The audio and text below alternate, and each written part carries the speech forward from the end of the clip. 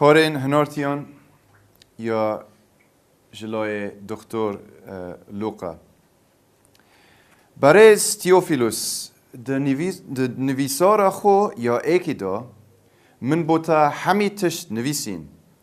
اوین کو عیسی کرین و فر کرین هر جدم وی دست به کار خو کری تا وی روژا او با اسمانان هاتیه بلند کرن پشتی به گیان پیروز شیرتین خو بوان هنارتیان وی هل بجارتین کش کرین دماغ 40 روزان دا پشتی آزار کشاین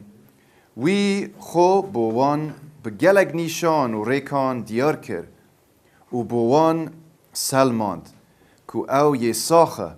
و لسر پاشاتی خوده آخفت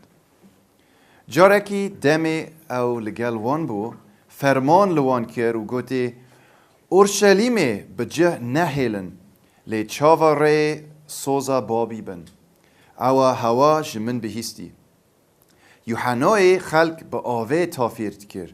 لی هین پشتی چند روژه کندی ده بگیان پیروز هینه تافیر کرن ابجا کمبویان پرسیار جکر خدان اره دویده میدا ده پاشاتیه بو ملت اسرائیلی وگرینی برسوا واندا او نکاره هوایه هین دم و جوانین بابه به دست حلاتا خو داناین بزانن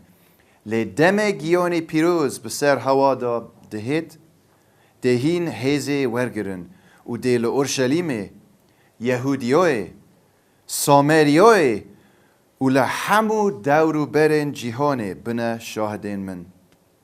دم ایسای او آخفتنه گوتین لبر چاون وان بو اسمانان هاتا بلند کرن پاشی اورکی او جبر چاون وان برزکر دم وان بر خود دا چونوی بو اسمانان جنشکه که و دو ظلامین جلک سپی براخوان و راستی های دیار بون و گوتنه گلی جلیلیان بوچی هون دراستی های نه